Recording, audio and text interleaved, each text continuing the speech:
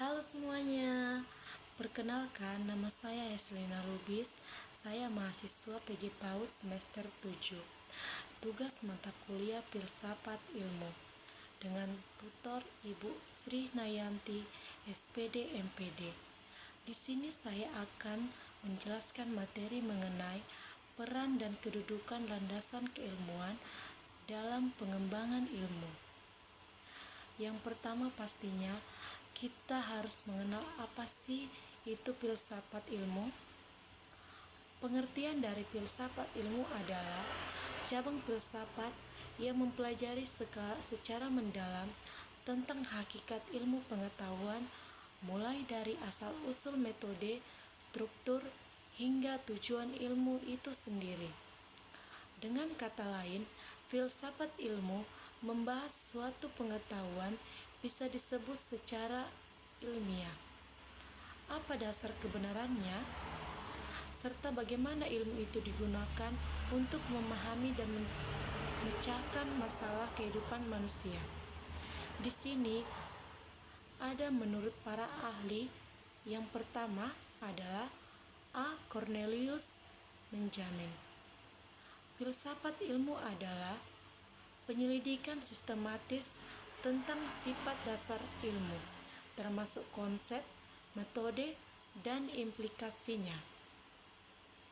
Yang kedua ada Jujun S. Surya Sumantri. Filsafat ilmu merupakan upaya reflektif dan sistematis untuk memahami hakikat ilmu, metode ilmu, dan kegunaan ilmu. Nah, di sini materi yang akan saya bahas, peran dan kedudukan landasan keilmuan dalam pengembangan ilmu. Landasan keilmuan berperan sebagai fondasi utama dalam proses pengembangan ilmu pengetahuan.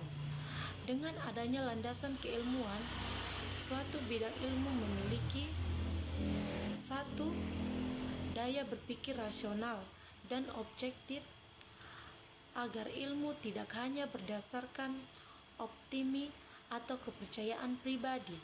2. Kerangka konseptual dan metodologis. Sebagian paduan dalam melakukan penelitian atau kajian ilmiah. 3. Kriteria sub kebenaran ilmu untuk menilai apakah suatu pengetahuan valid dan dapat bertanggungjawabkan. 4. Arah pengembangan ilmu. Agar ilmu berkembang secara sesuai dan etika kebutuhan manusia. Sedangkan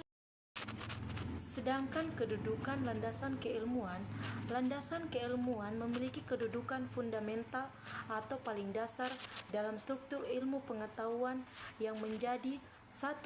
Dasar ontologis, membahas apa yang dipelajari oleh ilmu itu atau objek kajian. 2. Dasar epistemologis, membahas bagaimana cara memperoleh pengetahuan tersebut atau metode ilmiah. 3. Dasar aksiologis, membahas untuk apa ilmu itu digunakan atau tujuan dan nilai manfaatnya. Jadi, tanpa landasan keilmuan yang kuat, sebuah ilmu tidak akan memiliki arah, validitas, dan tanggung jawab moral. Nah, di sini saya akan memberikan contoh dalam pengembangan keilmuan. Contoh yang pertama dalam bidang pendidikan.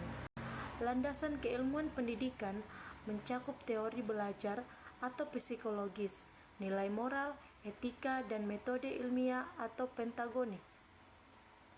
Yang kedua, dengan landasan tersebut, guru tidak hanya mengajar secara teknis, tetapi juga memahami mengapa bagaimana belajar dengan baik. Di contoh yang kedua, bidang kesehatan landasan keilmuan, kedokteran berasal dari biologi, kimia, dan etika profesi.